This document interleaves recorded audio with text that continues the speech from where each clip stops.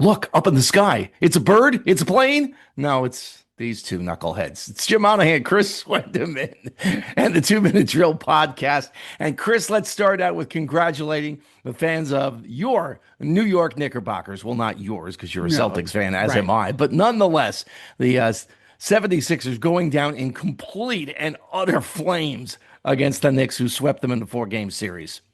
Yeah, I have some of my closest friends are diehard Knick fans, and they've been through a lot. If you think, anybody that's around our age, and had to live through the 90s and early 2000 Knicks, the Isaiah Thomas years, Nick, those were some dark, dark years for that team. And for, friends of mine that are rooting for the Knicks right now, they're just an enjoyable team to watch. And I'm so happy for them that they're getting to watch probably and arguably a top three, top four Knick team of all time. I mean, the 60s team, and I would think that the late 80s with Ewing and Larry Johnson, Cartwright, Oakley, all those guys, they're in the top two. But this team is definitely in the discussion for one of the greatest of all time. And they're not even at the championship level yet, but man, are they fun to watch. The team 69-70, and I'll date myself here because that was when I really latched on to the Knicks. I mean, that was just an incredible run. Then the Garden was the place to be, with Willis Reed and Dave DeBusschere, and you had Bill Bradley and Walt Frazier, and a cast. The bench was just so good. But this team harkens back to that. If you look at the way that the Knicks used their bench in three of the four games against the 76ers, they got a lot of depth out of that bench. They did. And you know what's scary? They blew out the Sixers for the last two games.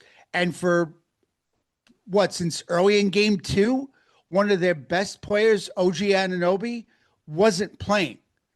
So their best ball and their best players, one of them was missing, and they were still blowing out Philly. I mean, it wasn't good. The series, other than maybe game two, it wasn't close.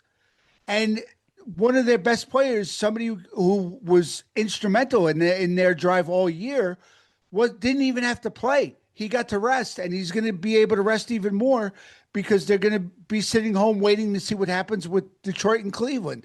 And I mean, this team is just a powerhouse. And I will say this, when you think of Knick legends, Jalen Brunson is quickly making a very big name for himself in New York. And I mean, I would think Judge still holds the top spot as far as New York athletes right now. Jalen's quickly ascending that list and tapping Mr. Captain America on the shoulder, be like, "Hey, bud, you got some room up here?"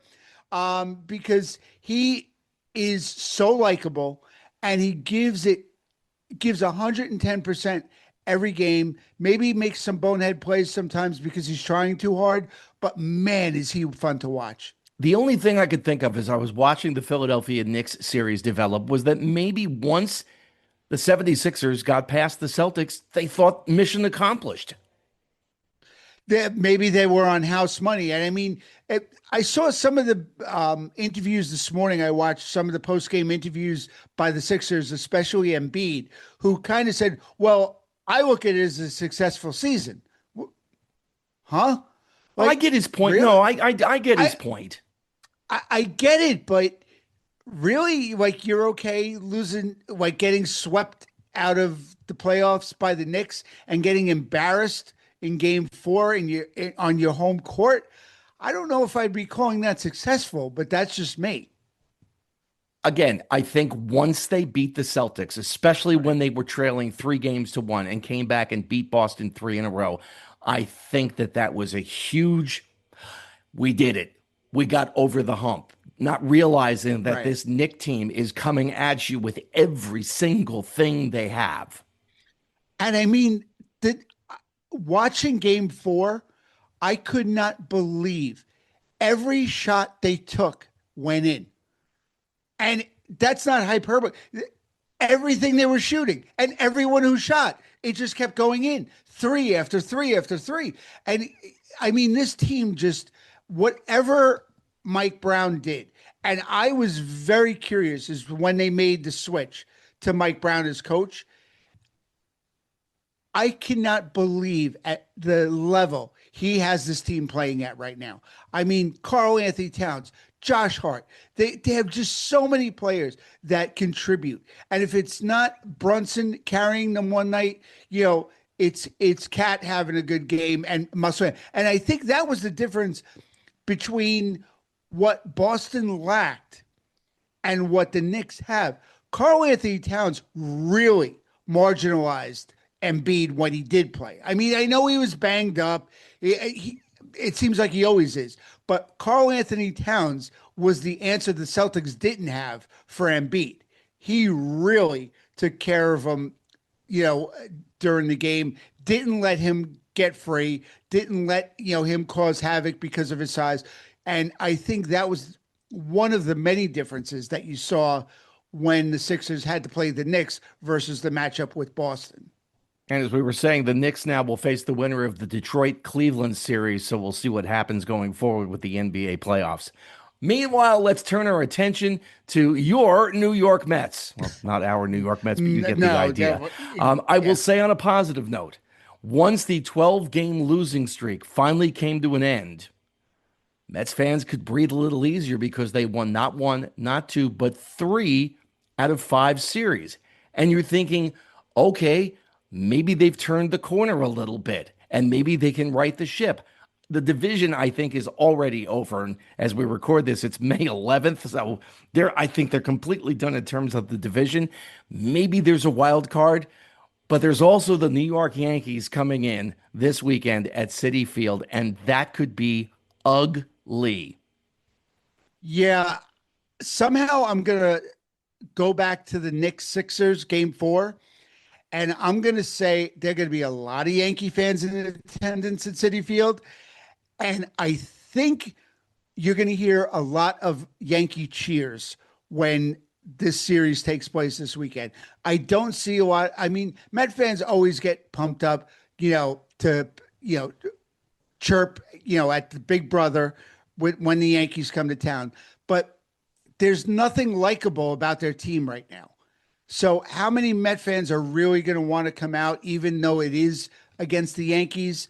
I think the Yankee fans are going to be out in full force in Queens this weekend, and this could get very ugly very quickly, especially the Mets they aren't playing anything near decent baseball right now. And I mean, when you have 2 guys that went 0 for 20 this weekend in Soto and Bichette, that's kind of telling. And I just don't see it changing when the Yankees come in. I fully expect to hear the roll call from the Yankee fans at Citi Field this weekend in the bottom of the first inning. I fully expect to hear it.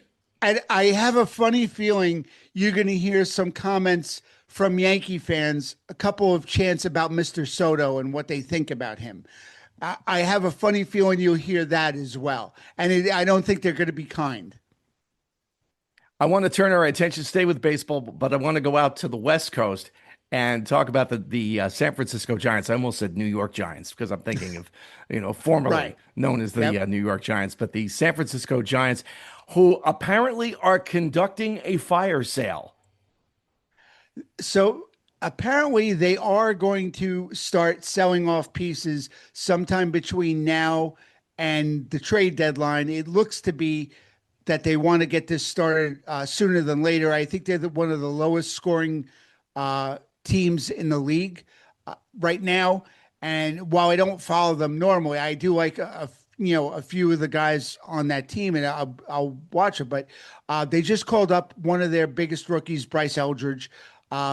So they're looking for somewhere for him to play.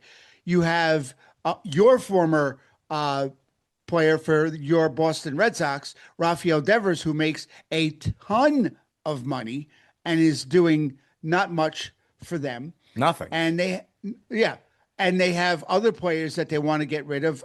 Korean import Young Ho Lee, who is outfielder for them. They're looking to move him. Shortstop Willie Adames, third baseman Matt Chapman, and pitcher Robbie Ray, formerly of the Mariners, now on the Giants. And even they're going to entertain offers for Logan Webb. I couldn't remember his name for a second, but they're going to entertain. And I'm sure the Yankees might even be looking at that. Where Yankees might have even raised their ears when they heard Logan Webb may be on the market. But yeah, that's a team that, much like the Mets, they don't have much direction right now. But at least they're saying, you know what, this isn't working. We may have to just redo it. And it's not working on a number of different levels. And I think the guy you have to point to is Buster Posey, who for the longest time was the face of the franchise. This is a guy who was a 7-time All-Star, a 3-time World Series winner. And for everybody who said there aren't enough baseball people running these teams these days, it's all bean counters, it's all guys with their binders and they're looking at their computers and all of the analytics. Well, now you've got a guy who was a catcher and one of the best in the business. Catchers generally make the best managers. So now you've got a guy, and the reason for that is because they see the whole game in front of them. They're the only player on the field who has the entire game in front of them. So now you have arguably a really smart baseball guy as the head of baseball ops, and it is crumbling.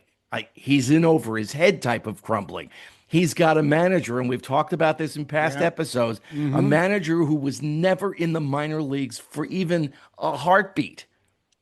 Now running the ship. Really good college coach, no question about it. The game moves a heck of a lot faster at the professional level than it does at the collegiate level. And not only that, but you take a guy who's been a baseball lifer, who's gone through professional baseball at various levels. He's coached at various levels. Maybe he's managed at various levels. And you see how the game speeds up at every single level. This guy has never gone through that, Chris. So you've got a baseball ops guy who could very well be in over his head. You've got a manager who could very well be in over his head as well. And I know they've stabilized things a little bit in terms of the wins and losses. But in the long run, this is not a good scenario for a winning baseball team. No, it's not. And, I don't know if their manager is going to make it through year one, because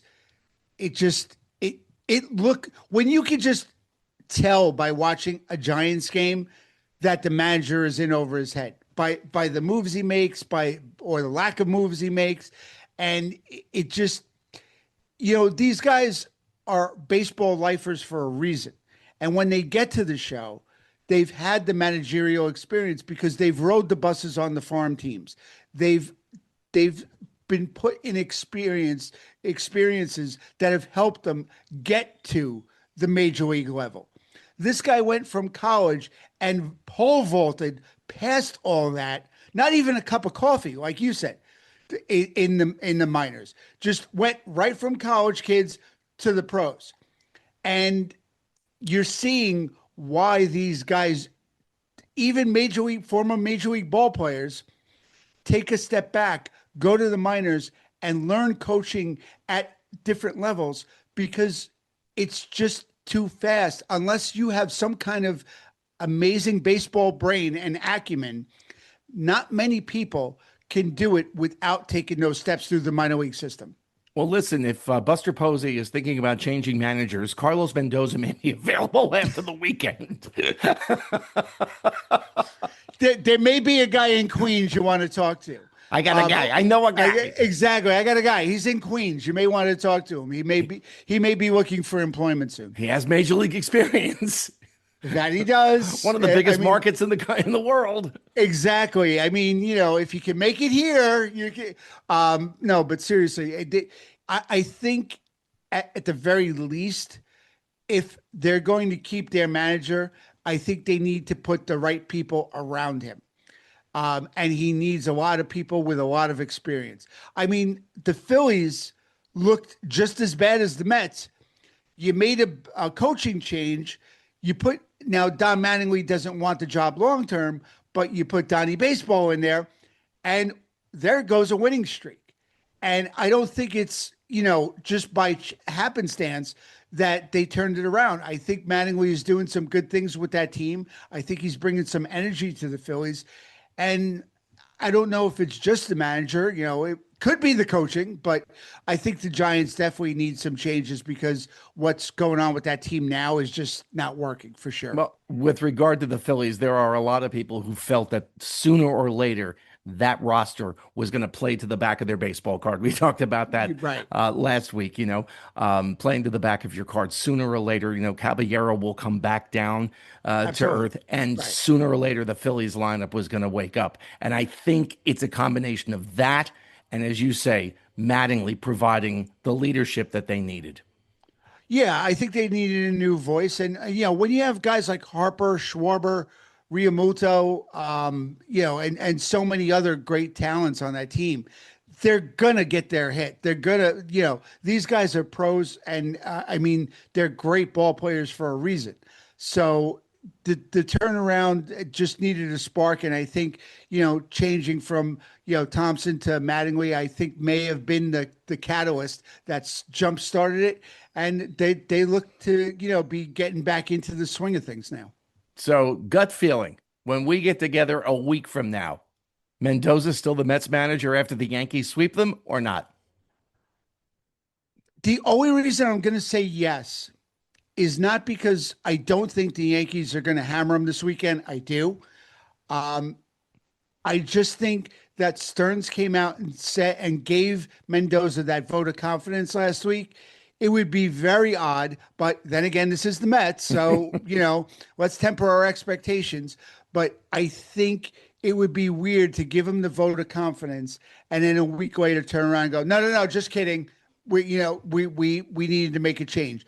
I think maybe we're looking at June at this point. If they don't turn it around, and I don't see that happening, I think maybe they let it go till June and then make a change. But because they came out just a week ago and gave him that big vote of confidence, saying no, we're happy with the manager, it would be really a bad look for them to come out a week later after losing to the Yankees, hopefully, and just fire him then. So I think we have a couple weeks before we're talking about that. And that's another episode of the 2 Minute Drill podcast. Like, subscribe, tell your friends, tell your enemies. Just make sure you tell somebody. Swendeman, we'll talk again next week. You got it, Jim. Have a good one.